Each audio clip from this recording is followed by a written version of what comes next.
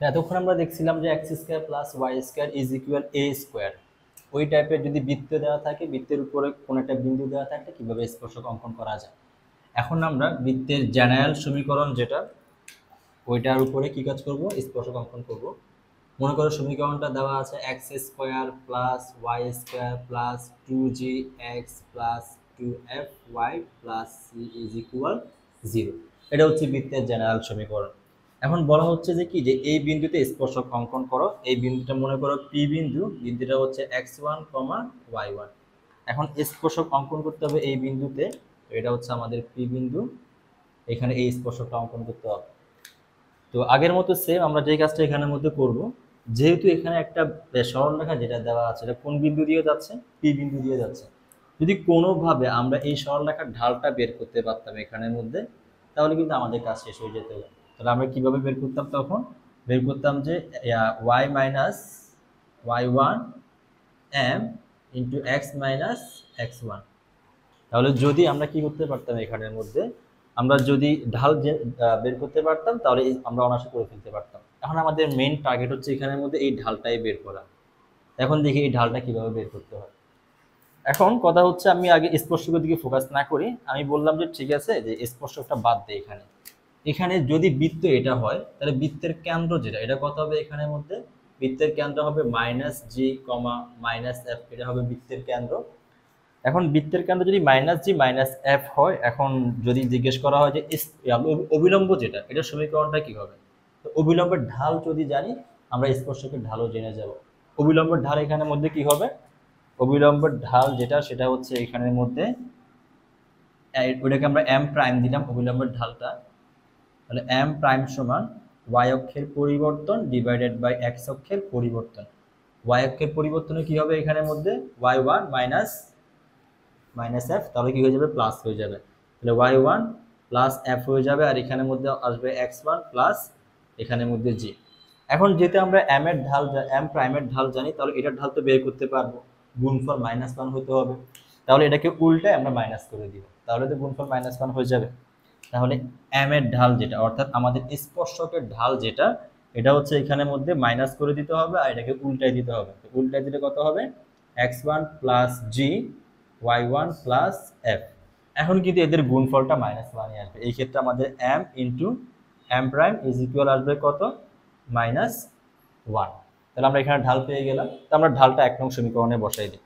তো 1 নং সমীকরণে যদি আমরা ঢালটা বসাই দিই, আমরা এখান থেকে কি পাবো, আমরা পাবো যে y মাইনাস y1, আর m এর জায়গায় বসাই দিবে এখন minus x1 plus g divided by y1 plus f into x minus x1। আর গুণ করে দিই এখানে, তাহলে y মাইনাস y1, আর এটি পাশে আনলে হবে y1 plus f is equal minus x1 plus G x minus x1। এখন যদি গুণ করে দিই, এখানে কত হবে, গুণ করে দিলে হবে y মাইনাস y1, আর এখানে y f, এটা দিয়ে গুণ করলে হবে এখানের মধ্যে মাইনাস y1 হোল স্কোয়ার প্লাসে মাইনাসে মাইনাস y1 f, আর এখানে হবে মাইনাসটা আপাতত বাইরে রেখে দিই, মাইনাসটা আমরা পরে গুণ করে দিব মাইনাস, আর এখানে হবে x1 minus x1 square plus gx minus G x1। এখানে আমরা ব্র্যাকেটটা তুলে দেই, তাহলে y1 plus yf minus y1 whole square y1 f, আর ব্র্যাকেট তুলে দিলে মাইনাসগুলো প্লাস হয়ে যাবে, প্লাসগুলো এখানের মধ্যে মাইনাস হয়ে যাবে। তাহলে এখানে আসবে minus x1 plus x1 whole square minus gx plus gx1। এখন এখানে যেগুলো মাইনাস আছে এগুলো এই পাশে নিয়ে আসো, আর এই পাশে যেগুলো মাইনাস এগুলো এই পাশে নিয়ে যাও। তাহলে এখানে কত আসবে, আমাদের এটা চলে আসবে, আর এখানে এটাও চলে আসবে। আর এই পাশে আছে কত, y1, আর এটাই পাশে আনলে আসবে x1। তারপর এখানের মধ্যে এটাকে এই পাশে আনলে আসবে যে gx, আর এখানে আছে প্লাস fy, আর এই মাইনাস দুটো ওই পাশে নিয়ে যায়। তাহলে এখানে কত আসবে, অলরেডি এখানের মধ্যে আছে x1 স্কোয়ার, এটা ওই পাশে গেলে হবে y1 স্কোয়ার। তারপর এইখানের মধ্যে কত আছে, প্লাস gx1 আছে, আর এটা রাইট হ্যান্ড সাইডে নিয়ে গেলে আসবে প্লাস fy1। এটা আমাদের কাছে এখানের মধ্যে আসছে। এখন একটা কাজ করি, আমি এখানের মধ্যে যদি আমি সমীকরণটা দেখি, এখানের মধ্যে কিন্তু 2gx আছে। এখানে কত আছে 2f(y) আছে। এখন একটা জিনিস চিন্তা করি, এই বৃত্তটা এই বিন্দু দিয়ে যাচ্ছে না, তা আমাদের বৃত্তের সমীকরণটা দেওয়া আছে এখানের মধ্যে এটা, আর যেহেতু বিন্দুটা বৃত্তের উপরে অবস্থিত তাহলে বৃত্তটা এই বিন্দু দিয়ে যাবে, তাহলে এই বিন্দু দ্বারা বৃত্তটা স্যাটিসফাই হবে। তাহলে আমরা যদি এখানের মধ্যে বসাই দিই তাহলে সমীকরণটা তখন কিরকম হবে, x এর জায়গায় বসাই দিব x1 আর y এর জায়গায় বসাই দিব y1। তাহলে এখানে আসবে x1 square plus y1 square plus 2g x1 2f y1 plus c is equal কত 0। যদি বলা হয় এখান থেকে c এর মানটা বের করতে, তাহলে আমরা কিভাবে বের করব, x1 square y1 square 2g x1 2f y1 equal minus c, তার মানে এই পুরো সমান কত আসবে এখানের মধ্যে মাইনাস c। এখন একটা জিনিস সেটা হচ্ছে এখানে কিন্তু 2g x1, এখানে কিন্তু 2g x1 নাই, শুধুমাত্র gx আছে। আমি একটা কাজ করি, এই পাশেও gx অ্যাড করে দিই, এই পাশেও gx অ্যাড করে দিই, তারপর এখানে 2f y1, আমি এই পাশেও 2f y1 অ্যাড করে দিই, এই পাশে f1 অ্যাড করে দিই, তাহলে আমাদের এটা ম্যাচ হয়ে যাবে। এখানে আমি কি কাজ করতেছি, এখানের মধ্যে এখানে আমাদের যেটা আসবে সেটা হচ্ছে y1 plus x1 plus gx, আর আমি এখানের মধ্যে অ্যাড করে দিব কে, আমি এখানে অ্যাড করে দিব প্লাস gx1, আবার সিমিলারলি এখানে অ্যাড করে দিব gy1, এই দুইটা জিনিস আমি এখানের মধ্যে অ্যাড করে দিব।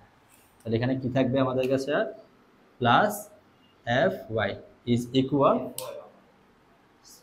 fy হবে এখানের মধ্যে, কারণ এখানে আমি জাস্ট এখানে gx1 এটা দেওয়া আছে, এখানে gx, আর আমি এই দুইটা এখান থেকে নিয়ে আসছি আর এটা এখানের মধ্যে বসাই দিচ্ছি।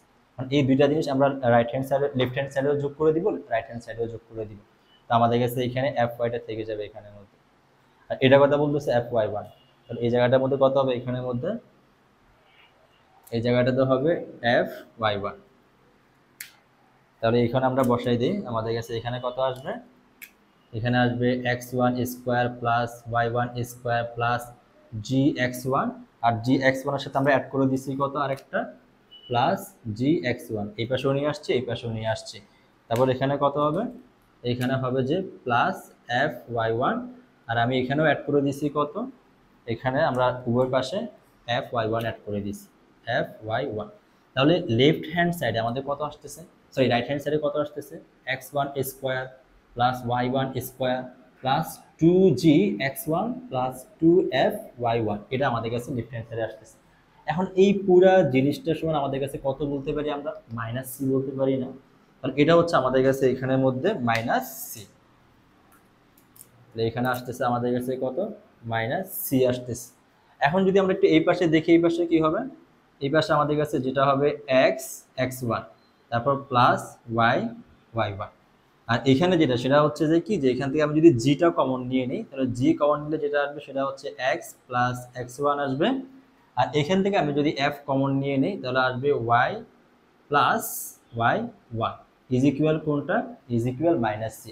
সিটা যদি এই পাশে নিয়ে আসি তাহলে আমাদের সমীকরণটা কিরকম হবে, সমীকরণটা হবে x(x1) প্লাস y(y1).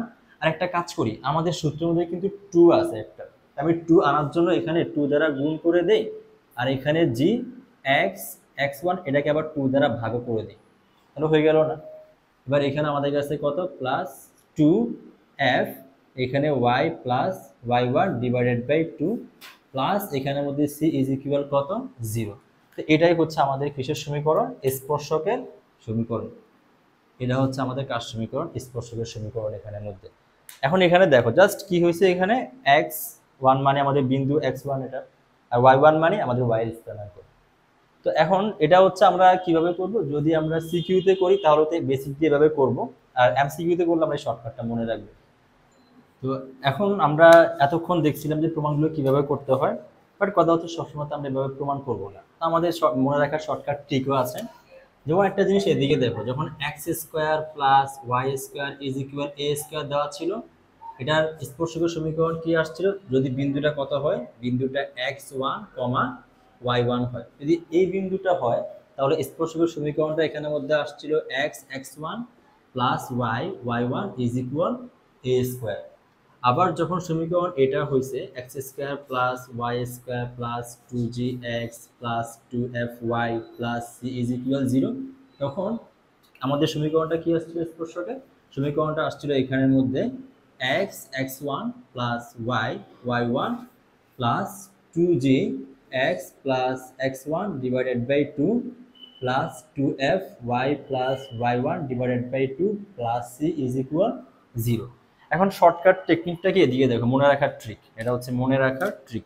তো স্মাইল করে দাও এখানের মধ্যে, কীভাবে মনে রাখতে হয় এটা হচ্ছে আমরা ট্রিকটা দেখি যে কীভাবে মনে রাখতে হয়। তো ট্রিকটা হচ্ছে এখানের মধ্যে তুমি একটা জিনিস ফোকাস করো, যখন এক্স স্কোয়ার ছিল তখন এখানে কত আসছে, এক্স এক্স ওয়ান আসছে। যখন এখানে ওয়াই স্কোয়ার ছিল তখন এখানে কত আসছে, ওয়াই ওয়ান আসছে।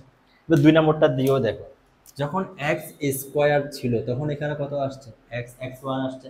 আবার যখন ওয়াই স্কোয়ার তখনও কত আসছে, ওয়াই ওয়ান। তাও আবার দেখো এখানে এক্স এর জায়গায় কত আসছে, x x one divided by 2, আর ওয়াই এর জায়গায় কত আসছে, y plus y one divided by 2। তো আমরা কীভাবে মনে রাখবো, যদি এক্স স্কোয়ার হয় ওইটাকে আমরা কনভার্ট করে দিব কিসে, এক্স এক্স ওয়ান, যেখানে এক্স ওয়ানটা হচ্ছে আমাদের বিন্দুটা। আর ওয়াই স্কোয়ারের ক্ষেত্রে কী হবে, ওয়াই ওয়ানটা হচ্ছে আমাদের প্রদত্ত বিন্দুটা। তারপর এক্স এর ক্ষেত্রে আমরা কি কাজ করব, এক্স এর ক্ষেত্রে হচ্ছে x plus x one divided by 2, অর্থাৎ এক্স এর সাথে আমাদের বিন্দুটা যোগ করে 2 দ্বারা ভাগ করে দিব। আর ওয়াই এর ক্ষেত্রে কি হবে, y plus y one divided by 2। এভাবে আমরা মনে রাখতে পারি।